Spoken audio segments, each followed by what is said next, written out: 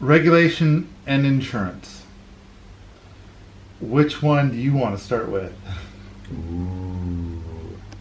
Well, I think the first place to start, maybe, since you delayed, Ernie and Erica, it had to be 6 years ago, 7 years ago, they got the stuff done for Portland, Oregon.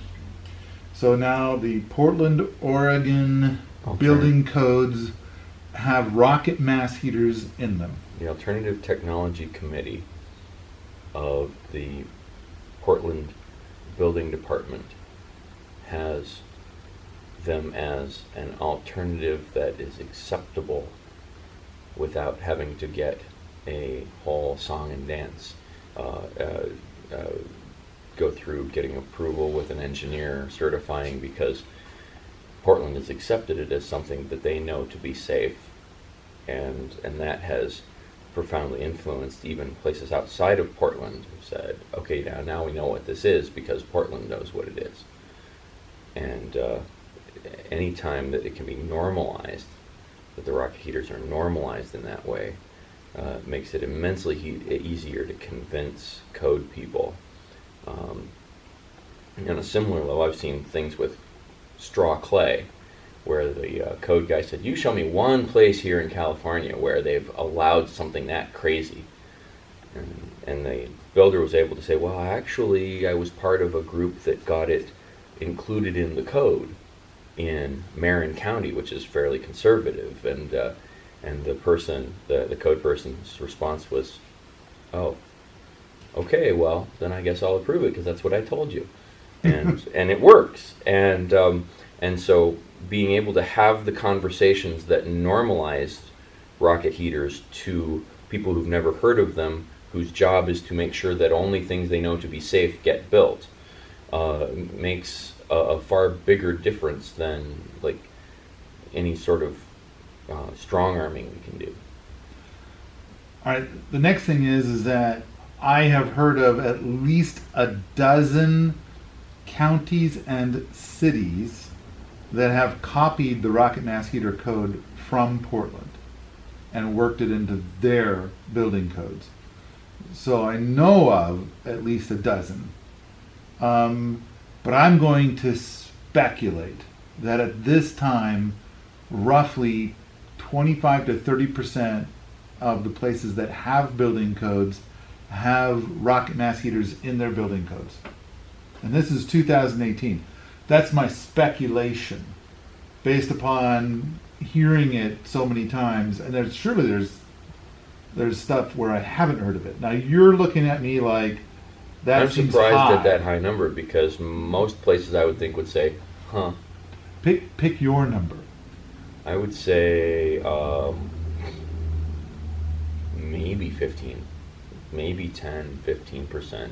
Just Yeah. because I can see where Washington and California, and Nevada, maybe Idaho, I can see that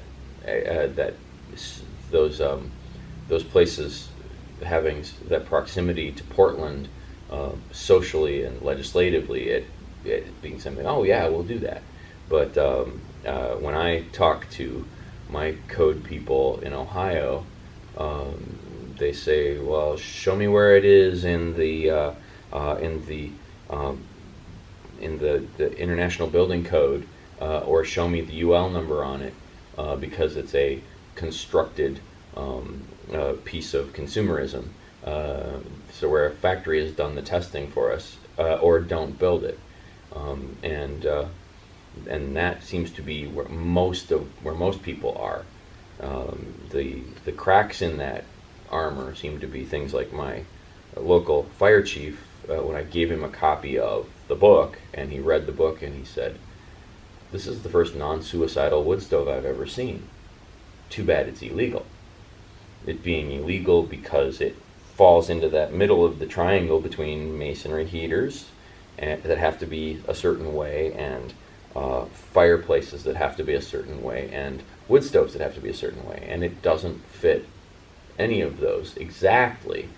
But if you can present this as to your local building person, loading code person, as look, this is like those things, only safer because it doesn't deposit gick on the inside of a chimney and cause the house to burn down later. Which is the number one thing they're concerned about. Exactly. Really? That's the number one thing they're concerned about. And then the second thing they're concerned about is your neighbor complaining because the smoke smoked them out, like if you had a central boiler outdoor thingy. They're complaint driven. Their job is to respond to complaints and to look in a book and see whether that complaint is something they can make you stop or not. That's the parameters of their job, and if you ask them to step out of those parameters, you have to have really good documentation, really good reasons, and once you do, though, and you've convinced them, you've normalized it, and it becomes something that other people can put in, and not only can you put it in, but they can say to the next person who comes in applying for a permit to put in a wood stove, they can say, have you checked out these rocket stove things? Because they don't have any of the creosote that we're so worried about. Yeah, it just works. I like the expression Julia Winter came up with, which is that a rocket mass heater, or the J tube, effectively, really it's the J tube, has domesticated the chimney fire. And so it's like the primary concern of a lot of these places is a chimney fire, how they lose so many homes to chimney fires from conventional wood stoves and fireplaces. Of course, the next concern is like, I've lived in communities where they had air inversions, and a bunch of people had wood stoves that pumped smoke into the air, and it was unbearable. Yeah. At the same time, if it was 1/10 the smoke, because these people were heating their homes with 1/10 the wood, then it would have been bearable and not a problem. But I think a rocket mass heater is closer to 1/1000th of the smoke. Now I'm going to state 1/1000th the smoke of a conventional wood stove. What would be your number? I would say a very, very small amount of the... I mean, because I've had a conventional wood burner that smoked horribly. Right. And because my process, this is all anecdotal because we live anecdotally. We don't live in a lab. We don't live in a code office. We live in our house with the thing that we could afford and thought was a good idea at the time. So I went from a propane furnace in my double-wide trailer in Cleveland, Ohio, that cost me sometimes $1,000 a month for propane.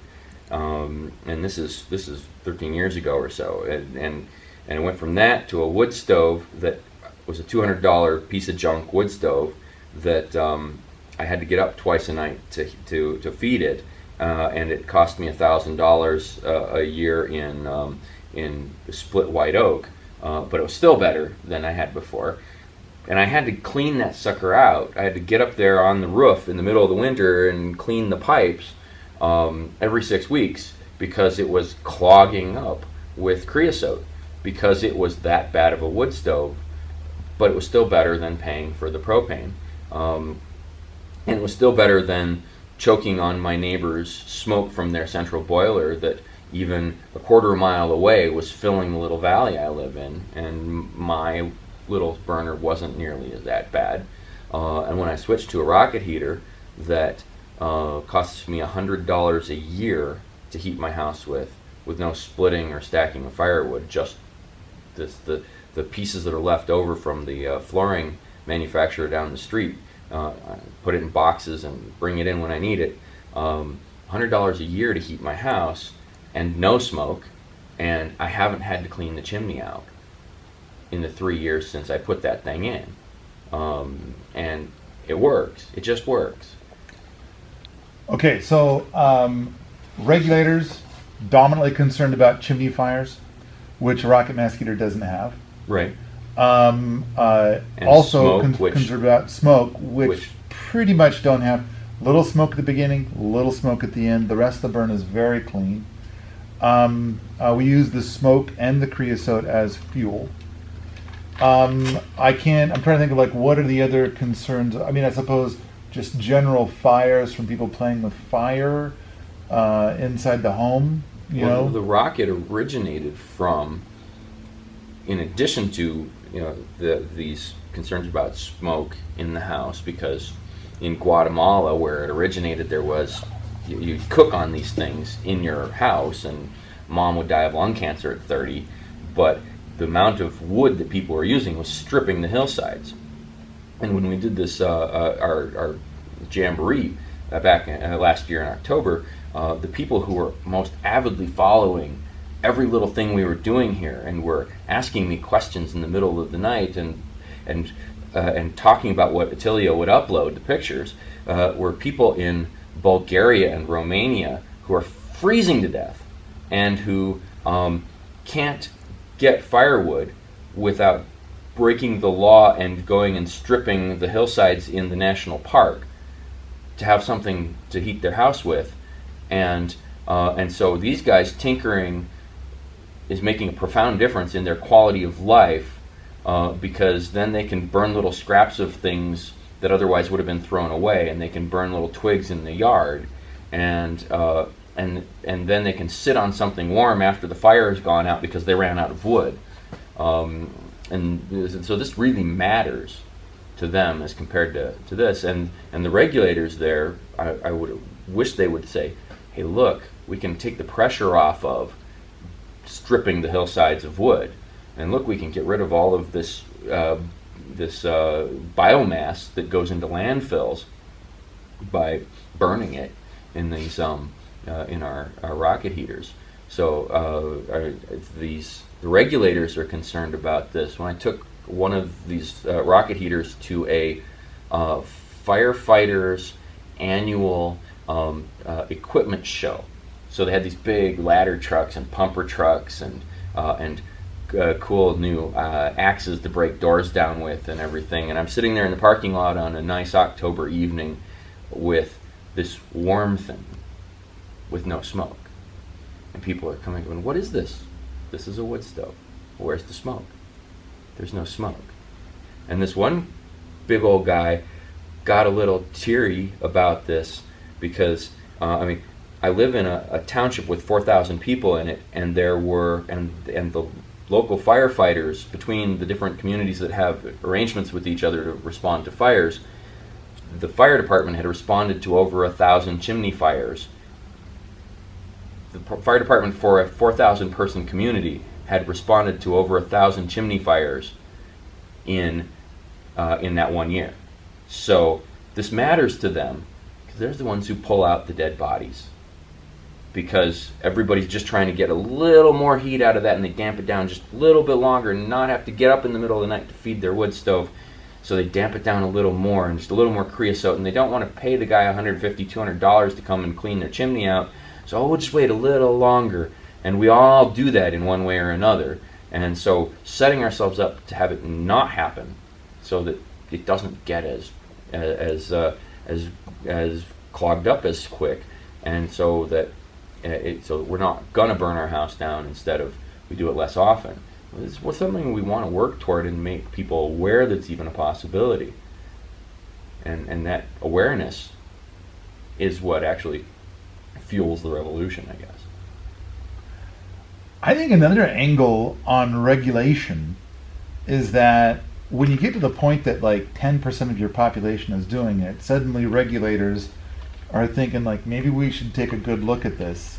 And I've heard from hundreds, maybe 1,000 different people that have elected to build a rocket mass heater somewhere that it might not be legal, and they're getting away with it because it doesn't produce any sign that it's in operation. I think that there's a couple that you and I both know really well that bragged about it regularly, and they had a neighbor who was trying to find things to report them for, and they never discovered it. So I kind of feel like when it comes to regulation, that's another path. Yeah, is that a wood stove? Yeah. If regulators look and say, look, there's going to be wood heat here. People are going to want to heat their houses with wood because propane is expensive, electric is expensive, and the power goes out here, and they look at it and say, well, so what's the best way to do this? Okay, so if we allow wood stoves, we only allow really clean wood stoves, and look, this rocket heater is a very clean wood stove. All right, so do you want to spend $5,000 on a Blaze King because it's pretty clean, and we'll allow it because it's pretty clean, or do you want to build a rocket heater or because it can be built relatively inexpensively and it's even cleaner than the Blaze King? Your choice, but if you can give people the choice because they're aware that it exists, then it starts being able to work itself into the system. It can't even start to work itself into the system if you're still dealing with the insurance company saying, I don't know anything about it, talk to the code guys, and the code guys saying, I don't know anything about it, talk to the insurance company, and then both saying, well, fine, since we both don't know anything about it, no, you can't do it. Right. I think an amazing story is Erica's story before she got involved with actually writing the code to allow rocket mass heaters in the Portland Building Code. And I do think, we've had regulators here taking workshops. And so we've met a lot of really wonderful people. And I think most regulators are pretty cool. And we always say the Department of Making You Sad. And that's mostly because we think about those few regulators that are like, they end up just saying no because they don't know what it is.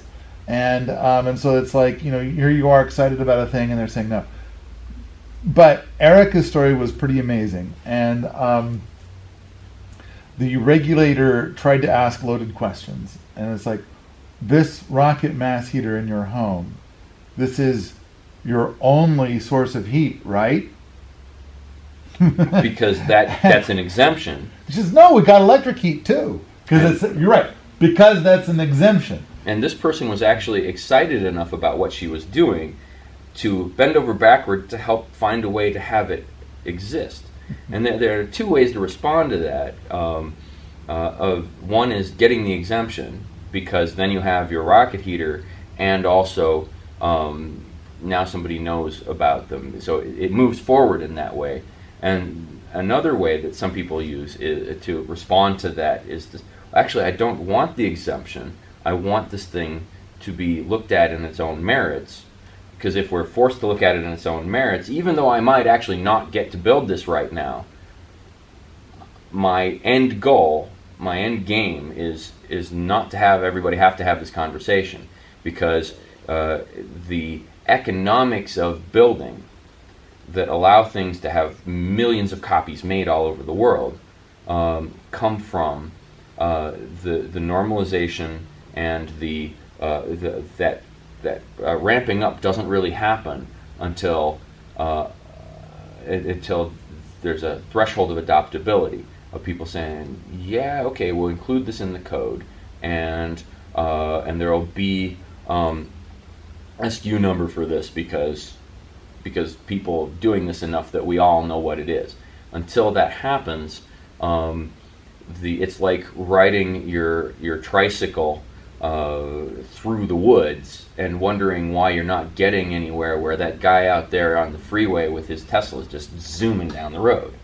And we need to come out of the woods a bit.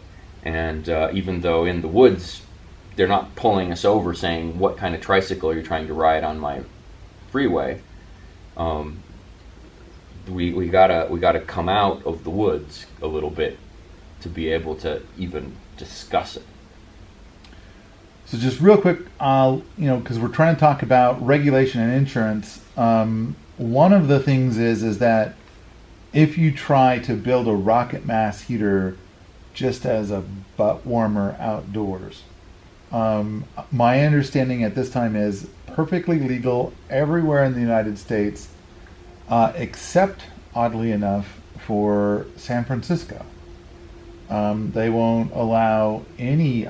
My understanding is like you can't even have a barbecue, like an outdoor barbecue grill in San Francisco. I can't help but think that can't be right. Well, but maybe that's true. There are some places where quality of air issues for population density and for inversions in this valley that people live in, the quality of air issues say, look, no solid fuels things, no charcoal grills, just no. And there's some where they look around and at the closeness of other buildings, and they're all made out of wood, and they're all and plastic, and they're all flamey bits, and they're all right there, and they say, look, no building of things that have big fires, and that stops it. And I think that'll stop it regardless of whether it's a fancy $1,000 metal pizza oven that you've imported from Italy, or whether it's our rocket heater or whatever. It's just going to stop it, because they're just, look, we're so worried about everybody here dying slowly or quickly that we're just going to, no, we're not going to do this.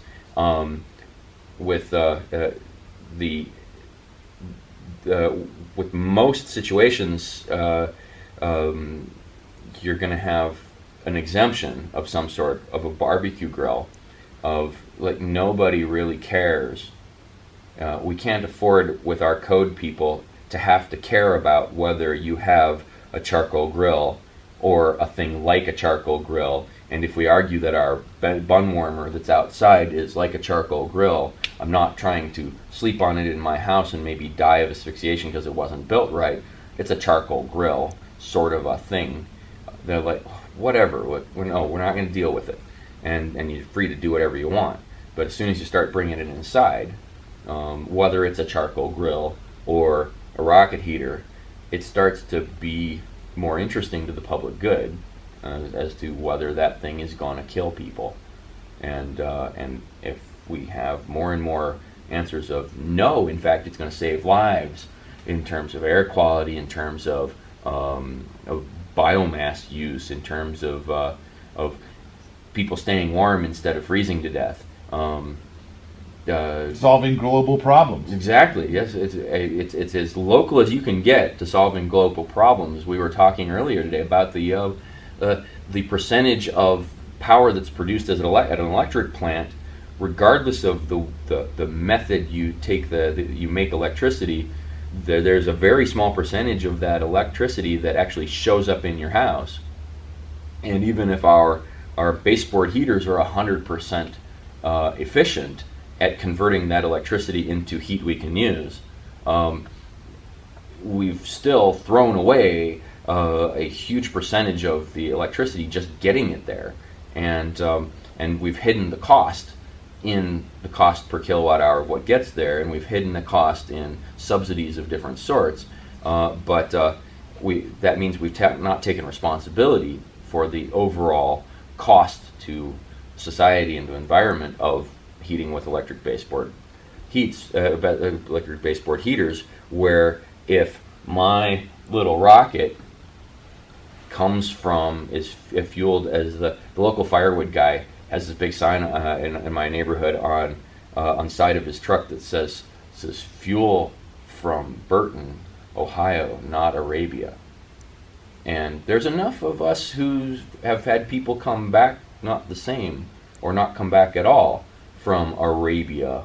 So we're talking about the electric baseboard heaters having so little of the power that we started with at the power plant actually heating our house. Where if my rocket heater is heated from sticks I pick up in the yard, or from even from wood that's left over from the manufacturing of flooring down the street from me, or my local firewood guy who delivers firewood, and he has a big sign on the side of his truck that says fuel from Burton, Ohio, not Arabia.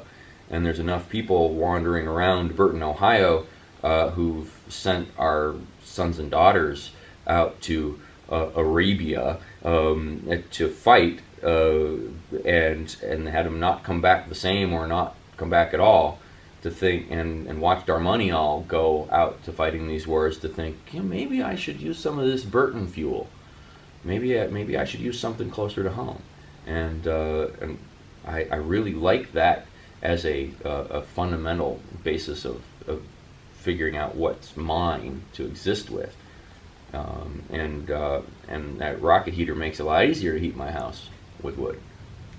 So when it comes to running a rocket mass heater in your backyard, I have heard a couple of things about some areas where it's like it's fine as long as you don't burn for more than 2 hours, which for a rocket mass heater will be fine. I generally don't run mine for more than an hour and a half.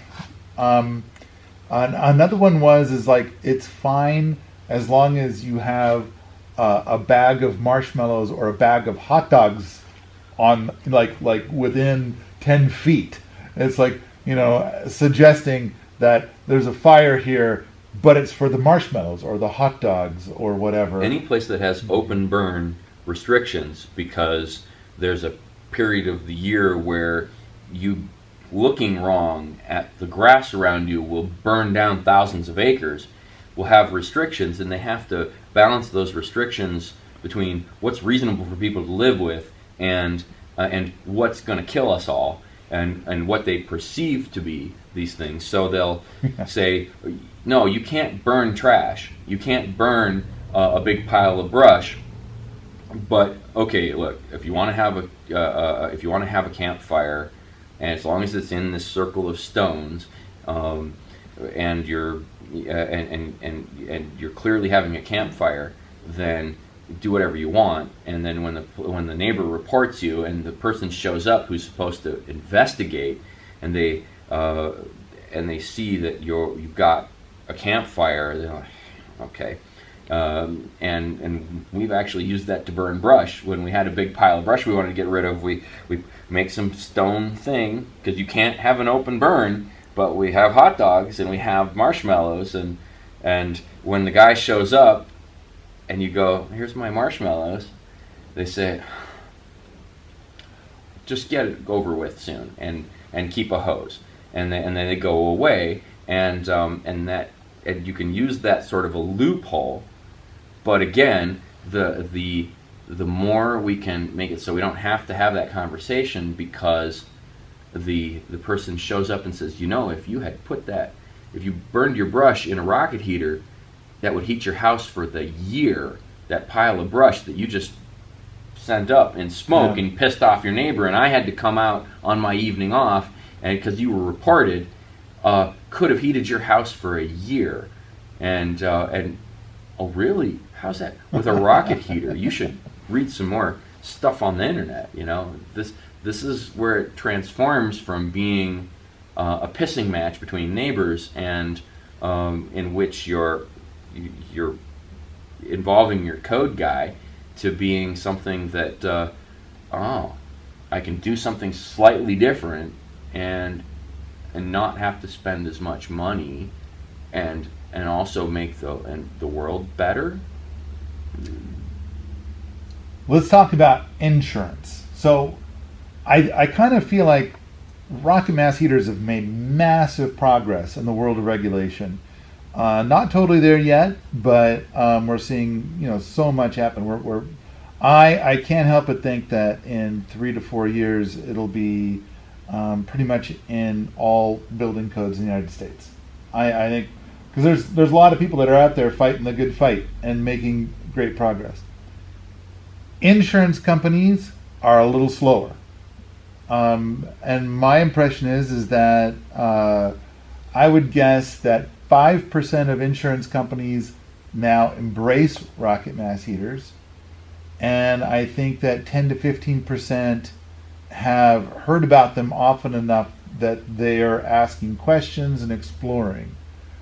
That's been my impression so far, and it seems to me that when the insurance companies really get their head wrapped around a rocket mass heater, they've been very positive and very enthusiastic. And I think a lot of it is that rocket mass heaters are oftentimes safer than natural gas, propane, or even electricity.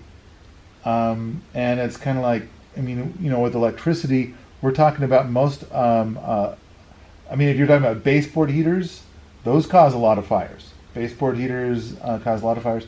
And then people messing with the wiring them and causing mistakes and getting hurt and starting fires.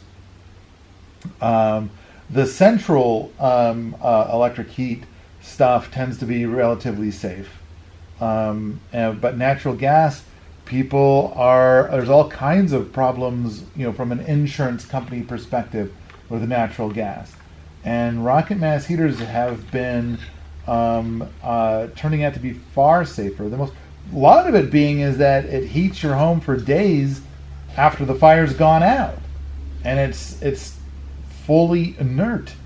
And so while it's in that state of you're using the mass for heat, it is clearly far safer than any of the others. There's tension between things that we want to happen with fire in our house, and it balances different concerns that we have that are basically incompatible. And anytime you have those tensions, and then you have money to be made by ensuring that everything's going to be rebuilt, that just exacerbates these tensions. But the tension between I want to be heated by this wood that I've gone to effort to buy or cut, this fuel of any sort. I want to be heated by this, and I want full use of my space. So I don't want to leave a buffer space between myself and that. And I don't want to. I want to get it as far out of the room as I can. I don't want it in the middle of the room, and that I might even be willing to not care that there's a 2x4 behind the drywall. That over time, the exposure to heat makes it take less and less heat to actually catch that on fire someday. And the insurance company it has to deal with the aftermath of poor thinking like this, and so I don't want to get up in the middle of the night, so I'm going to damp this down further, which is going to cause a chimney fire, and it's going to eventually. But I didn't want to pay for the triple wall pipe, so I kind of skimped on the gasket that goes through the flammable wall. Because the code guy didn't notice that, and the insurance company has to deal with all this, and so the insurance company frequently, for multiple reasons that have nothing to do with hating rocket heaters or hippies or anything, says, no, we're not actually going to allow you to build this. And I'm finding far more restrictions with insurance companies than with even code officials. The insurance company says, no. If it burns wood, no. Right. And the reason is we're tired of paying money for houses that have burned down due to a chimney fire. Or if there's an open flame, no. Right. And so even if it's natural gas, if there's an open flame, no, because you've got a garage door, so you could pull your car in there, and if the car has a faulty gas cap, the fumes from that gas are going to blow up the place, and we know because we've had to pay for these before. Yeah. And so they get really convoluted in ways that an interaction with a code guy doesn't, and it gets personal because it wasn't the code guy's money. The code guy didn't care, except that code guy has this vague principle of a safe house being built. And the insurance company has lost money on everything that they write down, and they write down everything. Mm-hmm. And they're not going to allow it again if it's cost them money. So having the conversation with them about this is a way of building a heater that's safer than most open flames, than anything that can possibly build up creosote. Being able to have the conversation with somebody who actually knows enough to have the conversation. I mean, I've got friends whose insurance company, they've been heating with wood and had the insurance company for 25 years, and out of the blue, somebody shows up at the door and says, I'm here to inspect your wood stove. He says, you didn't call me. And they said, well, we don't need to call you. We're telling you right now we're going to inspect your wood stove or we're going to cancel your insurance. I was like, okay, come in. And they come in and they look at this perfectly legal install that's been heating his house for 25 years with no problems because it was built correctly. There's this concrete floor, stone on the floor, stone on the wall. The wood stove is out here in the middle of the room, and they say, we want this further from there. What do you mean you want this further from there? Well, it's too close to the wall.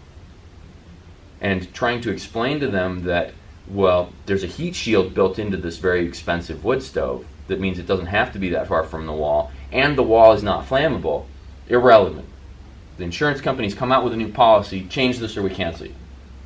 And he's looking at thousands of dollars and new permits and everything to move this thing around for no reason except to please this insurance company. And he ultimately called another insurance company and they said, is it legal? Yeah. And they said, okay. And he changed insurance companies. Which is a big thing for rocket mass heaters. Yes, yes. You know, find those insurance companies that are like, rocket mass Right. heaters are awesome. So I had a great interaction with an insurance person who called me because they'd never heard of what this woman wanted to install, which was a rocket heater she'd built at one of our workshops. She wanted to install a rocket heater in her upholstery shop in Ohio because she couldn't afford to keep the temperature in her upholstery shop above 50 degrees. You ever tried doing anything at a desk at 50 degrees? Okay. Actually, yes. Yes. But I did other things to Without mitigate your the heat. other things to mitigate, Yeah, without you the would other be things. miserable, Oh, yeah, okay? miserable. You're miserable. Absolutely. Absolutely. So she's like, but this is how she's lived. And she's like, no, I'm not doing this anymore. I'm tired of my hands being cold. So she saw the thing and came and built her own rocket heater. And she came back and the insurance company said, oh, what? Yeah. And her code guy said, just make sure the chimney's up to code. Okay? Can you do that? Yeah. Okay. In fact, you can do it yourself. I'll email you a copy of the form. That's how much the code guy cared. As long as it was up to code. And so we're going to be able to install an up to code chimney for her, but the insurance company is what? No. So this interaction, she calls the person back and says, let me talk to somebody who actually can make a decision on this. So the person who works with the actuaries who calculates the risk calls her back and actually knows why they say no. And we were able to interact with the person. It was fascinating to interact with the person who knows why her company is saying no and can process the information and was kind of excited to see these things and ultimately came back to us and said, well, our company doesn't like to have anybody have solid fuel of any sort, open flame devices heating outbuildings because outbuildings have people paying less attention to them than wood stoves in the house, and also because outbuildings with an opening garage door have a car in them or often a gas can sitting there or something, and somebody does something to mess something up. Right. So we say no. And so okay, so what do we got to do, because this isn't being used as a garage. This is a workshop, and the only time that garage door is ever opened is to haul in more rolls of upholstery fabric. We're not keeping a car in there. Do we need to bolt a spike in there so that you can't drive a car in? She says that might help actually. And but we went through some things, and she said, okay, I have this information, let me go back to my people because this sounds like it's something we can do, but I need to give them, they need to tell me what more information they want for them to make a decision. And she came back and said, no, that makes sense, we'll approve that because it makes sense. And getting to the point of talking to somebody in a company who can actually make a decision that makes sense can be just challenging in and of itself, because mostly you're disempowered as a company employee to make anything but a very small decision, very specific to your job, and then if you make a decision outside of parameters, that's verboten. So but the more that it's normalized, the more that this interaction is normalized, hey, I want to install a rocket heater. It doesn't have any creosote. It doesn't create creosote. Wow. That means that if we charge you the normal rate that we charge for a wood stove being installed, because it's a wood stove, let's just call it a wood stove, and we'll charge our normal rate, and we'll make more money insuring you, because you're less likely to burn the house down. Ka-ching. Ka-ching. Yeah. And then you start getting more insurance companies saying, why are they making more money than we are? Well, because the people who we are insuring aren't screwing it up for all of us. All right, big wrap up. is that regulators and insurance companies, I mean, I think in the last year, we have seen like a 40% growth in progress for rocket mass heaters. And I can't help but think that in 5 years' time, I mean, we'll see, I imagine 90% of the regulators and insurance companies will be on board with rocket mass heaters. It's all about those people that have, installed them and asked for them to be inspected, and they're getting greater buy-in. So there's been a lot of people that have been trailblazers, and now in their communities, the trailblazing is complete. Two things with that is that when you show up, and when somebody shows up to inspect a rocket heater installation, and you see something made out of stone and clay and metal, and completely surrounded by other things that are inflammable or not flammable, this calms you down a great deal. And when you see that the place where you're touching and the place where the wall comes in contact with the most heat is very low in temperature because you've spread that heat out over this bench that slowly releases it, that again is very relaxing in terms of your concern that they're going to kill themselves or somebody else. And so the sense of safety, and look, this is the way it's engineered to be safe, and the only place that gets really hot is way up there, so the kid can't even reach someplace that's going to burn themselves. We built our bench around our rocket heater for that purpose, that our little baby, by the time they're old enough and clever enough to get up on that bench to touch the high spot, they've also found that the spot below is a little too warm to be comfortable, so they're not going to try to touch it. And then the second thing that arises with this sense of safety is we know that rocket heaters can, in theory and in practice, be installed with just this little vent going out the wall, because they have the chimney built into here and it'll push it out. Mm-hmm. We know that works most of the time, except that if a person whose job it is to make sure that only safe things get built shows up at your house and it looks like your wood stove goes out a dryer vent, the alarm bells go off in this person's mind, and there is nothing you will be able to say to prove to them that what you're doing is safe. It's not possible. You have just killed it for yourself and for everybody else around you. But if they come in and they see a fully, properly installed wood stove, triple insulated pipe, then they're, okay, somebody knew what they were doing. What is this thing? And now you have a moment to explain, wait, so it will never need that triple insulated pipe because it's not going to burn the house down with chimney fire. Wow, that's cool. So now you're not so much, and you might still be in trouble for doing it without permission, but you're in trouble with somebody who thinks that you're smart rather than somebody who thinks you're an idiot. Right. So builds confidence. Build confidence by making everything look as absolutely safe as you can.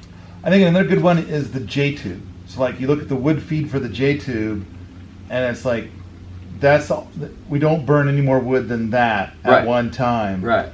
I think that builds confidence too. It's like, wow, that's like 1/5 of what a normal conventional wood stove holds. So your fire is that much smaller. It's like, it'll be hard to create a problem. Most of the work that the firefighters had to do when I had a chimney fire at my old house with my big old wood furnace, most of the work they had to do was to try to get the wood that was still there and ready to catch on fire in this very hot but damped down completely, because I was trying not to fill the house with smoke because the chimney had collapsed and was on fire, furnace. They're trying to get the wood out without that open door filling the house with so much smoke that the insurance had to come in and do it. They had to figure out how to do that, and they did that. But that was most of the work they had to do in interacting with my chimney fire. And if there's just this little bit, and you're able to put a lid on it, and it mostly goes out, this is controllable. This is controlling the chimney fire, and only just Oh, look, a little bit, and you're have to paying attention. That's the other thing is if you have to pay attention to this thing, or it goes out.